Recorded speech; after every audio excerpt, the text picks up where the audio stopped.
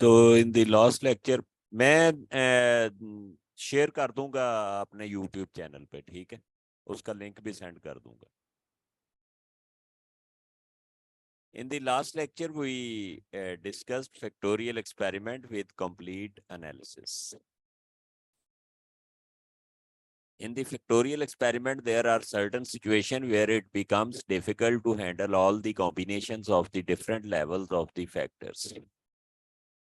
This may be because of the following reasons. और ये reasons मैंने शायद जब फैक्टोरियल और टू फैक्टर डिजाइन स्टार्ट किए थे तो उस वक्त मैंने डिस्कस भी की थी, तो दोबारा रिवाइज कर रहा हूँ, सिर्फ स्प्लिट के लिए, फैक्टोरियल के लिए नहीं।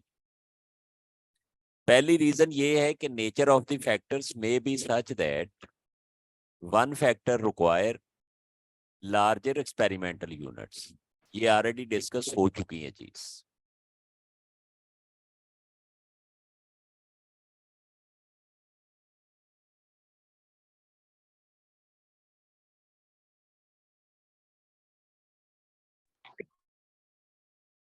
The number one, nature of the factors may be such that one factor require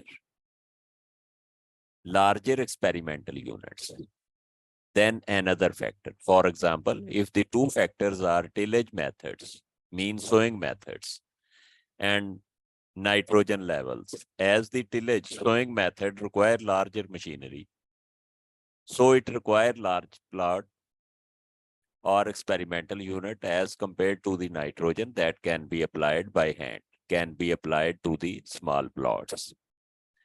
तो ये एग्जांपल मैंने लास्ट टाइम भी डिस्कस की थी कि एक सोइंग मेथड है और दूसरा नाइट्रोजन है, फास्फोरस है, कोई भी फर्टिलाइजर है या पेस्टिसाइड है, वो जब हम अप्लाई करते हैं नाइट्रोजन, फास्फोरस, मीन के कोई भी फर्टिलाइजर अप्लाई करते हैं तो ये हैंड एप्लीकेशन है, अप्लाइड बाय हैंड, और ये छोटे से छोटे प्लाट पे भी आप अप्लाई कर सकते हैं।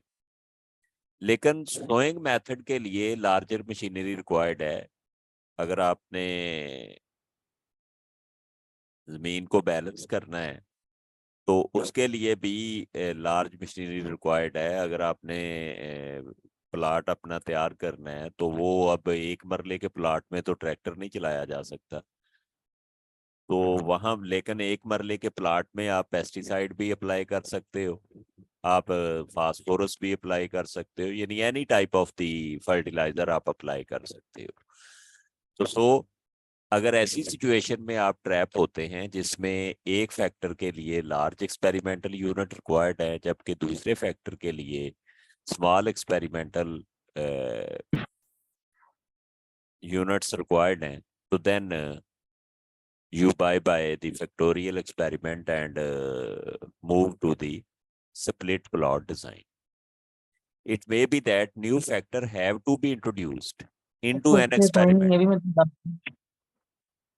It may be that new factor have to be introduced into an experiment which is already in progress.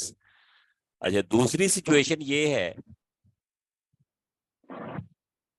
Factor level split करवा रहे हैं सर। हाँ जी, औखा कोई नहीं।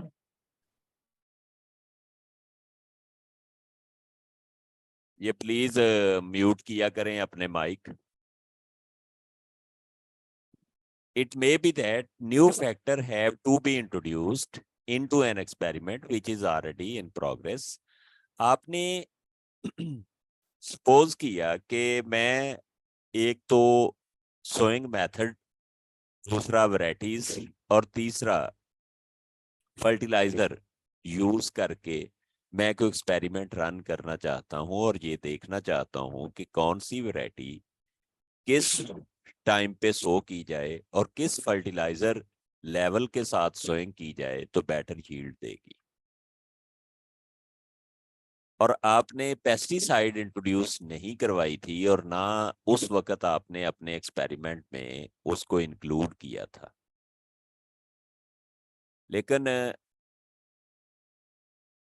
कोई वायरल अटैक हुआ और पेस्ट ने अटैक किया तो अल्टीमेटली उसको कंट्रोल तो करना है, या नहीं भी अटैक हुआ, बाद में आपको ख्याल आया कि मैं पेस्टिसाइड भी इसके साथ ही टेस्ट कर लूं कि कौन सी पेस्टिसाइड बेटर रिजल्ट देगी, तो अल्टीमेटली उस वक्त फैक्टोरियल अगर आपने यूज किया है तो फैक्टोरियल ये अलाउ नहीं करता कि आप नए new factor during the experimentation आप इंट्रोड्यूस करवा लें।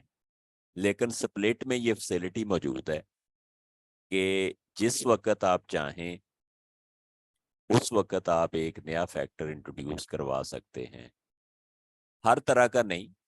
जैसे मैंने अभी एग्जांपल दी कि आपने पेस्टिसाइड नहीं डिसाइड किया था at the time of experimentation, तो बाद में आपने डिसाइड किया कि मुझे पेस्टिसाइड भी इंक्लूड कर लेना चाहिए, चौथा फैक्टर भी, तो आप फैक्टोरियल में हैं तो आप उस वक्त ये इंट्रोड्यूस नहीं करवा सकते, क्योंकि आपने देखा कि फैक्टोरियल में हमने पहले ट्रीटमेंट कॉम्बिनेशन बनाने हैं। अगर आपने 3 फैक्टर लिए हैं तो A1 पहले फैक्टर का पहला लेवल, दूसरे फैक्टर का पहला लेवल, फिर तीसरे फैक्टर का पहला लेवल, तो ये आपने इस तरह ट्रीटमेंट कॉम्बिनेशन बना के आपने अप्लाई करने हैं, सारा उसका लेआउट डिजाइन करना है, फिर उसको अप्लाई करना है प्रैक्टिकली। तो अब आपने पेस्टिसाइड डी फैक्टर जो है वो इंट्रोड्यूस करने का सोचा, तो अब ट्रीटमेंट कॉम्बिनेशन दोबारा तो नहीं बन सकते, आपने तो सोइंग कर दी हुई है। लेकिन स्प्लिट में ये फैसिलिटी मौजूद है, हम फैक्टोरियल में ये चौथा फैक्टर इंट्रोड्यूस नहीं करवा सकते, क्योंकि उसमें ऑल ट्रीटमेंट कॉम्बिनेशन आपने पहले डिजाइन करने हैं, फिर जाके उसको प्रैक्टिकली अप्लाई करना है फील्ड में, और देन वहां से रिस्पॉन्स लेने हैं। तो स्प्लिट प्लॉट में ऐसा नहीं है। स्प्लिट प्लॉट में आप 2 फैक्टर के साथ एक्सपेरिमेंट स्टार्ट करो, आपको बाद में डिसाइड किया आपने कि जी फर्टिलाइजर भी मुझे यूज करनी है, तो कोई मसला नहीं, आप फर्टिलाइजर भी यूज कर लें। आपको बाद में ख्याल आया कि मैंने तो जनाब पेस्टिसाइड भी यूज करनी है, तो नो प्रॉब्लम, आप पेस्टिसाइड यूज कर लें। आपको बाद में ख्याल आया कि मैंने 2 इरिगेशन मेथड को भी कंपेयर करना है, तो नो प्रॉब्लम, आप इरिगेशन मेथड को भी अप्लाई कर सकते हैं। मीन के एक ट्यूबल और एक नहरी पानी, तो अल्टीमेटली दोनों में फर्क है। जो ट्यूबल का पानी है वो कुछ एरियाज में इतना अच्छा बेहतर नहीं है कि वो जमीन को सख्त कर देता है, तो उससे यील्ड इफेक्ट होती है। लेकिन कुछ एरियाज का तो ट्यूबल का पानी बहुत अच्छा है, तो वो इफेक्ट नहीं करता। तो आपको ख्याल आया कि ये भी मैं कंपेयर कर लूं। अगर आपने फैक्टोरियल स्ट्रक्चर यूज किया हुआ तो फैक्टोरियल के लिए कंडीशन ये है कि जितने फैक्टर आपने यूज करने हैं ड्यूरिंग द एक्सपेरिमेंटेशन सारे पहले से डिसाइड करने हैं, अप्लाई उस वक्त ही करने हैं जब उनका टाइम आना है। अब देखें ना, पेस्टिसाइड सम टाइम तो आप सीड को लगाते हैं, कोई जहर वगैरह, वो अलग बात है। लेकिन पेस्टिसाइड तो उस वक्त ही अप्लाई करनी है ना जब उसको रिक्वायर्ड है, या फिर आप प्रिकॉशनरी मेजर्स के तौर पे यूज कर सकते हैं, लेकिन वो भी एक सेट टाइम के बाद अप्लाई करनी है। अप्लाई इसमें भी बाद में करेंगे, लेकिन प्रॉब्लम ये है कि आपने लेआउट प्लान प्रिपेयर करके रखना है कि किस कॉम्बिनेशन के साथ आपने आगे अपने एक्सपेरिमेंट को रन करना है।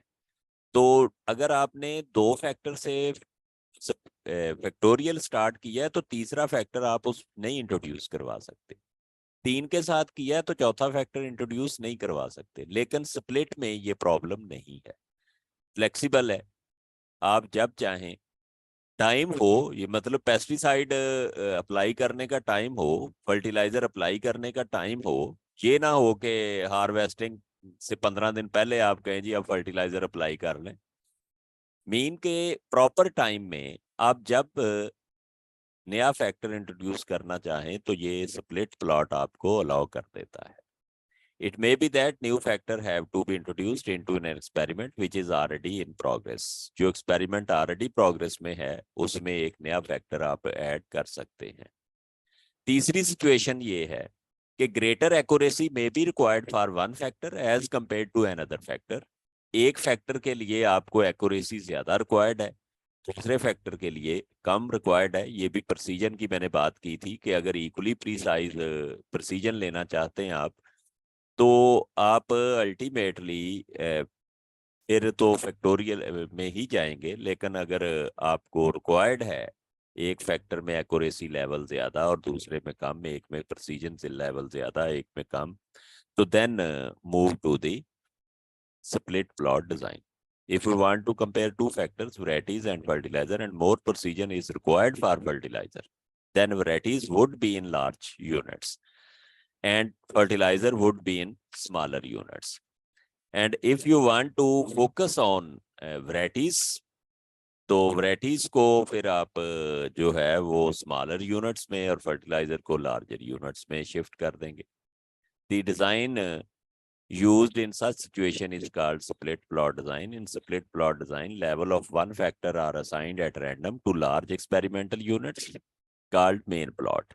आपने क्या करना है split plot design में, एक फैक्टर के लेवल जो है वो रैंडमली असाइन करने हैं लार्जर एक्सपेरिमेंटल यूनिट्स को।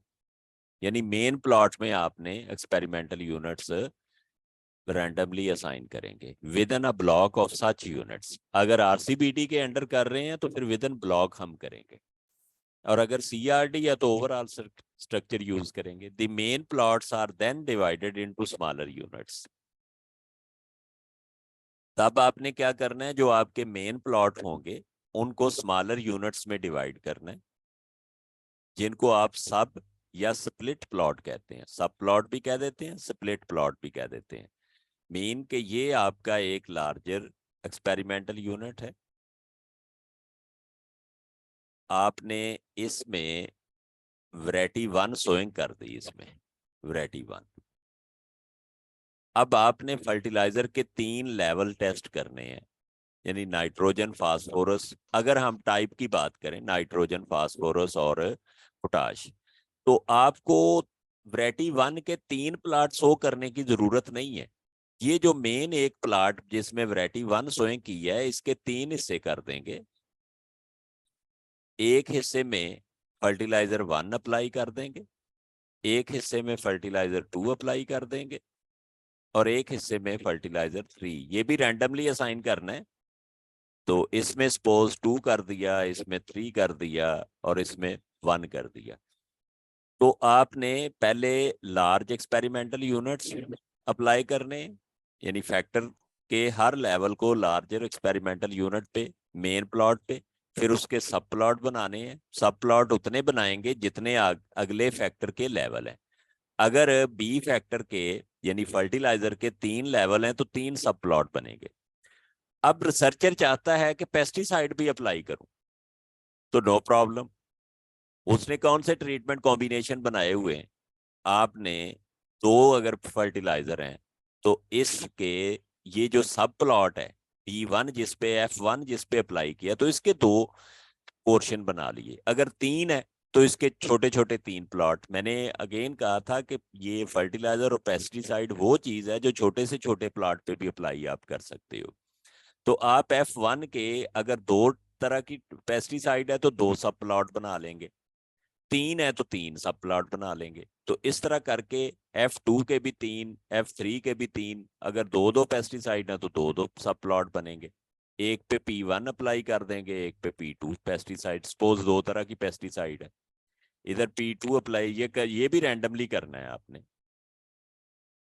तो इस तरह करके सर ये एक मेन प्लॉट, फिर सब प्लॉट, फिर सब सब प्लॉट, और अगर चौथा फैक्टर फिर इंट्रोड्यूस करना पड़ जाए तो सब सब सब प्लॉट, यानी उसी के छोटे छोटे पोर्शन करते जाएंगे।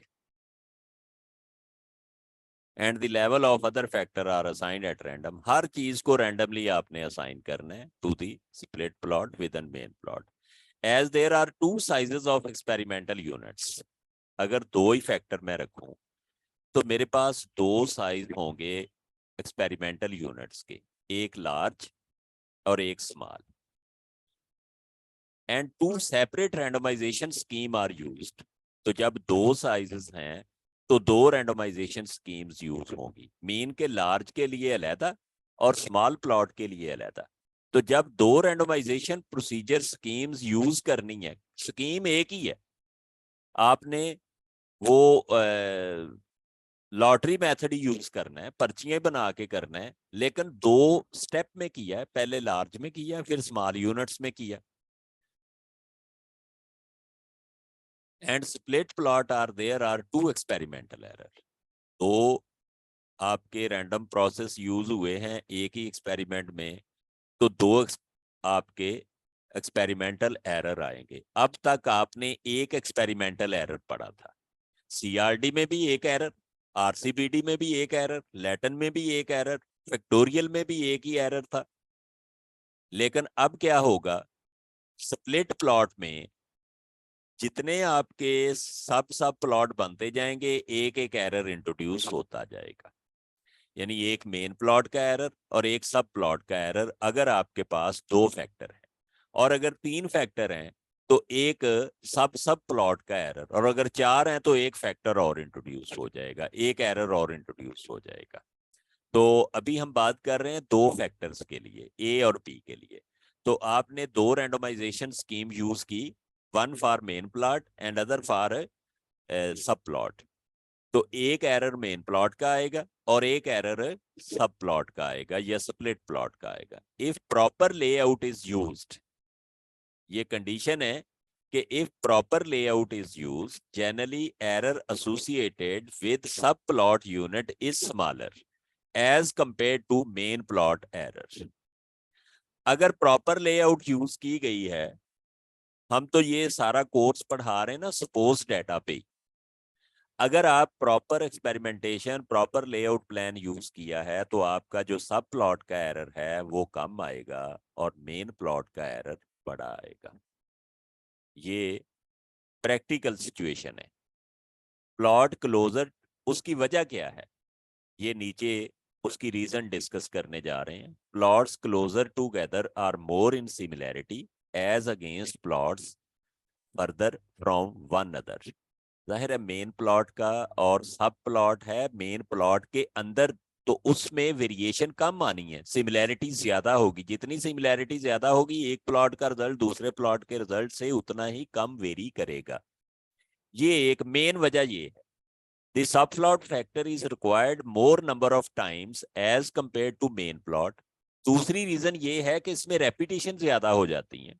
आप अगर इसको देखें तो V1 सिंगल टाइम रिपीट हो रहा है इसमें, लेकिन एक ही, अब V1 अगर उसको भी दो दफा रिपीट करना है तो V1 के दो प्लॉट हमें शो करने पड़ेंगे, V1 V2, सॉरी V1 का पहला प्लॉट, V1 का दूसरा प्लॉट। जबकि F1 आपका इधर भी रिपीट हो रहा है इधर भी रिपीट हो रहा है, यानी हर एक में, और F1 को 2 टाइम रिपीट करना है तो उसके लिए भी दो F1 के लिए सब प्लॉट बनाएंगे, दो ही F2 के लिए बनाएंगे, दो ही F3 के लिए। तो ये एक तो सिमिलैरिटी इंडेक्स इसमें ज्यादा पाया जाता है जिसकी वजह से एरर कम होगा। इसी तरह इसमें भी F आपका रिपीट हो रहा है तो फर्टिलाइजर ज्यादा टाइम रिपीट हो रही है, जब रेपिटेशन बढ़ाते हैं तो एरर जो है वो कम आता है। ये मैंने आरसीबीडी और सीआरडी को जब आपके साथ डिस्कस किया था तो मैंने ये कहा था कि अगर कोई बंदा कहता है कि मैं आरसीबीडी को छोड़ के सीआरडी यूज करना चाहता हूं, लेकिन प्रेसिजन में आरसीबीडी जितना लेना चाहता हूं, तो उस वक्त मैंने ये कहा था कि अगर आरसीबीडी में 4 रिपीट आप कर रहे हैं तो सीआरडी में 11 रिपीट करके सेम रिजल्ट आएगा। ये ऑन दी रिकॉर्ड मौजूद है, आप नोट्स निकाल के देख लें, वो हमने डिस्कस किया था। मीन कि जो ही रेप्लिकेशन बढ़ती हैं तो रिजल्ट का प्रेसिजन जो है, एक्यूरेसी जो है वो सेम आनी, एक्यूरेसी अचीव होना शुरू हो जाती है, रिजल्ट प्रीसाइज आने शुरू हो जाते हैं।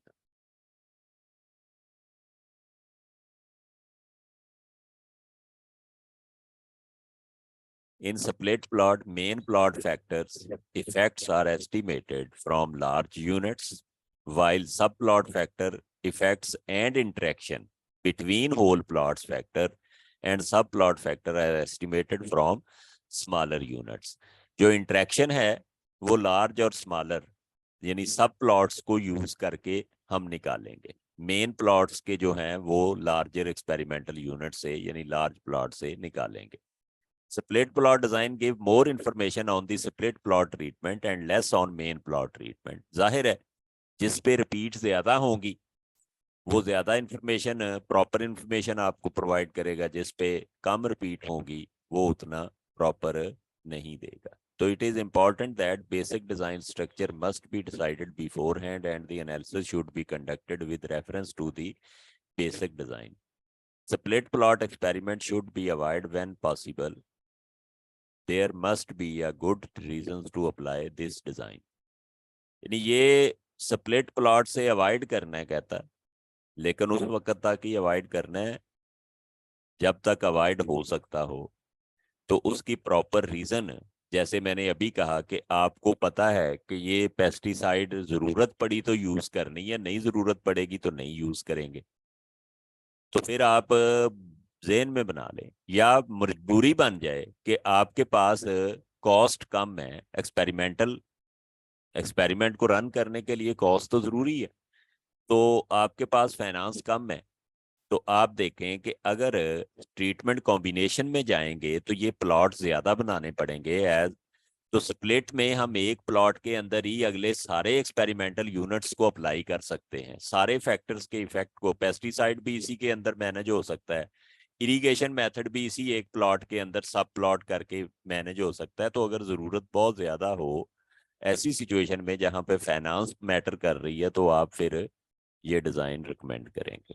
इसके एडवांटेजेस डिसएडवांटेजेस पढ़ लीजिएगा. Now we discuss the general layout plan of this design. A wheat breeder wants to test the effects of planting dates on yield of 4 varieties of wheat. ये मैं वही एक्सपेरिमेंट में जा रहा हूँ जिस एक्सपेरिमेंट को अंडर फैक्टोरियल हमने रन किया था. He chooses 2 factor as following: sowing time A factor और varieties को B factor लिया. A1 20th अक्टूबर, A2 30th अक्टूबर, A3 15 नवंबर. अगर इसकी जगह मैं वैरायटीज और फर्टिलाइजर ले लेता तो वैरायटीज को मैंने उठा के मेन प्लॉट में ले आना था और फर्टिलाइजर को उठा के सब प्लॉट में ले जाना था. यानी ये मुमकिन है, ये चेंज हो सकता है. In order to facilitate the operation of planting and harvesting, he decided to use a split plot design with planting date assigned at random in main plot within each of 3 blocks. Varieties were then assigned at random to the plots within planting date subplots. The field plan is given below. ये block 1 लिया, उसके अंदर एक पूरा plot लिया. ये जो सब प्लॉट बनाए हैं ये बाद में बनाने हैं, यूं समझ लें. ये जगह है, इधर मैं बनाता हूं. ये आपने ब्लॉक 1 के अंदर एक प्लॉट ले लिया पूरे का पूरा. ये ब्लॉक 1 है, इसके अंदर पूरा एक ले लिया प्लॉट. अब इस प्लॉट के अंदर 3 आपने वैरायटीज 3 डेट्स पे सोइंग करनी है. हर ब्लॉक में सोइंग करेंगे तो आप एक प्लॉट इस ब्लॉक में ये लें, फिर दूसरा प्लॉट लें. ये आपके बन गए main plot within first block. ये पहला प्लॉट मेन, ये दूसरा मेन प्लॉट, ये तीसरा मेन प्लॉट. इसमें आपने सोइंग ये भी रैंडमली असाइन करना है. तो इसमें 3 पर्चियां बनाई हैं आपने, A1, दूसरी पर्ची A2 की, तीसरी पर स्लिप पेपर A3 के लिए. इनको फोल्ड किया, मिक्स किया. पहली पर्ची उठाई तो उस पे A3 लिखा था, तो आपने पहले प्लॉट पे 15 नवंबर में सोइंग करनी है. फिर A1 आ गया तो कोई मसला नहीं, जो सेंटर वाला प्लॉट है उस पे पहले सोइंग कर देंगे. और उसके बाद आप सोइंग करेंगे ये सेकंड वाले जो थर्ड वाला प्लॉट है इस पे, फिर सोइंग करेंगे इस पे। अब सोइंग टाइम आपने डिसाइड कर लिया कि इस प्लॉट में सबसे पहले सोइंग करनी है। इसमें सो करने के लिए आपके पास है 4 वैरायटीज, तो आपने इसके 4 सब प्लॉट बना लिए, पहला, दूसरा, तीसरा और चौथा, इक्वल साइज के, ये कोई कम ज्यादा बन रहे हैं। अब आपके पास है 4 varieties, B1, B2, B3, B4। इन चारों वैरायटीज को की 4 स्लिप पेपर बनाई, उनको फोल्ड किया, मिक्स किया, पहली पर्ची उठाई तो उस पे B2 लिखा हुआ था, तो आपने इस पहले प्लॉट पे B2 शो करना है। फिर दूसरी पर्ची उठाई तो उस पे B4 लिखा हुआ था, तो आपने दूसरे प्लॉट में B4 यानी वैरायटी 4 शो कर लेनी है। तीसरे पे B1 लिखा हुआ था, तो अब आपने तीसरे प्लॉट पे वैरायटी 1 शो करनी है, और एंड पे B3 शो करना है। सिमिलरली इन्हीं 4 स्लिप पेपर को for A3 and A2 use करेंगे, तो ये ऊपर स्ट्रक्चर बना हुआ है ये वाला ब्लॉक 1 का। इसी तरह ब्लॉक 2 का बनाएंगे, इसी तरह ब्लॉक 3 का, और ये कंप्लीट स्ट्रक्चर नीचे दिया हुआ है ब्लॉक 1, ब्लॉक 2, ब्लॉक 3 का बना के। तो ये जनरल लेआउट प्लान यूं हमने सेट करना है। अब इसके first 2 column of ANOVA table reading के लिए मैंने बता दिया कि जब आप इसको फील्ड में ले जाएंगे ब्लॉक 1 पे, देखेंगे कि हमारा ब्लॉक 1 का प्लॉट कहाँ पे है मेन, और ये स्ट्रक्चर वहां पे ले जाके इसके ये टैगिंग करेंगे आप। A2 लिखेंगे और A2 सोइंग टाइम ऊपर लिखा होगा, और ये पूरी की पूरी वो पट्टी आपकी जो बेल्ट है वो A2 यानी 30 अक्टूबर वाली होगी, और ये 4 प्लॉट्स पे आप बाहर टैग लगा देंगे। ये एक्सपेरिमेंटल एरिया, एग्रीकल्चर यूनिवर्सिटी के एक्सपेरिमेंटल एरिया में जाएं तो बाहर वो टैग लगे होते हैं, फटियां सी लगाई होती हैं उन्होंने, तो उसके ऊपर लिखा होता है कि क्या सोइंग शो किया हुआ है और किस डेट पे शो किया हुआ है। तो इसी तरह ये सेकंड, ये तो 12 प्लॉट्स पे 12 टैग लग जाएंगे कि किस पे कौन सी वैरायटी यूज की गई है। अब आप इसमें देख रहे हैं कि ब्लॉक 1 के अंदर A1 तो सिंगल टाइम आ रहा है, लेकिन ये देखें B1 3 टाइम B1 रिपीट हो रहा है, और 3 टाइम इसमें आएगा, 3 टाइम 9 टाइम B1 रिपीट हो रहा है। तो ये 9 प्लॉट, छोटे प्लॉट्स की 9 ऑब्जर्वेशंस ज्यादा आपको एक्यूरेट रिजल्ट देंगी एज कंपेयर टू 3 रेपिटिशंस पे। तो इसके लिए जनाब अनोवा टेबल मैंने कहा था कि जो ही 2 फैक्टर में जाएंगे तो सबसे पहला इफेक्ट ब्लॉक का आएगा, वो हमने ले लिया। उसके बाद A आएगा। हाँ, जहां पे आप डिसाइड करना है आपने कि A आएगा कि B, फैक्टोरियल में तो A आएगा, A के बाद B आएगा, B के बाद AB आएगा, फिर एरर आएगा, फिर टोटल आएगा। ये फैक्टोरियल में तो ये स्ट्रक्चर हमने पढ़ा था, लेकिन इसमें स्ट्रक्चर थोड़ा डिफरेंट है। ब्लॉक के बाद वो फैक्टर आना है जिसको आपने मेन प्लॉट में लिया गया है। मेन में आपने A फैक्टर को लिया है। अगर आपने मेन में B फैक्टर को लिया होता तो जहां B आना था, ये लेटरिंग ऐसे नहीं आनी कि पहले A आता है तो A पहले आएगा, फिर उसके बाद B आएगा, फिर उसके बाद C आएगा, F, ऐसा नहीं है। फैक्टोरियल में ऐसा ही है, लेकिन स्प्लिट में जिस फैक्टर को आपने मेन में रखा होगा, अगर मेन में B है तो यहाँ B लिखेंगे, अगर मेन में A है तो यहाँ A लिखेंगे। चूंकि इस एक्सपेरिमेंट में हमने मेन में A रखा हुआ है तो आप A लेंगे। A के बाद आप एरर लेंगे मेन प्लॉट का। ये कैसे कैलकुलेट करना है ये बाद में डिस्कस हम करेंगे।